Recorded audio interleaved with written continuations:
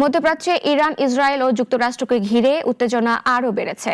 ইরানের দাবি, ইসরায়েল সহ ইরাক ও কুয়েতে যুক্তরাষ্ট্রের কয়েকটি সামরিক ঘাঁটিতে ক্ষেপণাস্ত্র ও ড্রোন হামলা চালিয়েছে তারা।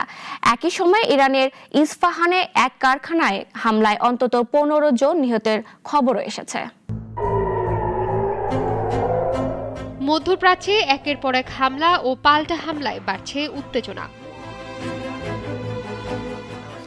ইরানের ইসলামিক রেভলিউশনারি গার্ড কর্পস বা আইআরজিসি দাবি করেছে, ইসরায়েল সহ ইরাক ও কুয়েতে অবস্থিত যুক্তরাষ্ট্রের 3টি সামরিক ঘাঁটি লক্ষ্য করে ক্ষেপণাস্ত্র ও ড্রোন হামলা চালানো হয়েছে।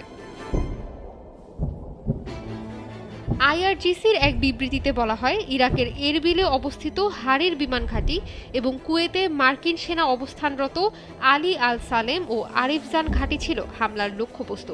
শক্তিশালী ক্ষেপণাস্ত্র ও ড্রোন হামলায় এসব স্থাপনা ধ্বংস হয়েছে বলে দাবি করছে সংস্থাটি। একই সঙ্গে ইসরায়েলের তেল আবিবের শিল্পাঞ্চলেও ভারী ক্ষেপণাস্ত্র নিক্ষেপ করা হয়েছে বলে জানিয়েছে আইআরজিসি।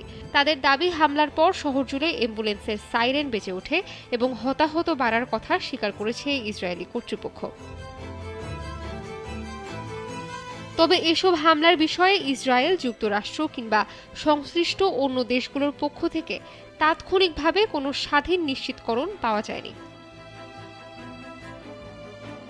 এদিকে ইরানের মধ্যাঞ্চলীয় শহর ইস্পাহানেও নতুন করে প্রাণহানির খবর এসেছে। দেশটির গণমাধ্যম জানিয়েছে, একটি শিল্প এলাকায় ক্ষেপণাস্ত্র হামলায় অন্তত 15 জন নিহত হয়েছেন। খবরে বলা হয়, ইস্পাহানের একটি হিটিং ও কুলিং সরঞ্জাম তৈরির কারখানায় এই হামলা চালানো হয়। হামলার সময় কারখানার ভেতরে কর্মরত ছিলেন শ্রমিকরা। এতে বহু হতাহতের আশঙ্কা করা হচ্ছে। আধা সরকারি ফার্স নিউজ এজেন্সি জানিয়েছে, এই হামলার জন্য যুক্তরাষ্ট্র ও ইসরায়েলি বাহিনীকে দায়ী করেছে তেহরান। মধ্যপ্রাচ্যে চলমান উত্তেজনা দ্রুতই আরও বিস্তৃত আঞ্চলিক সংঘাতে রূপ নিতে পারে।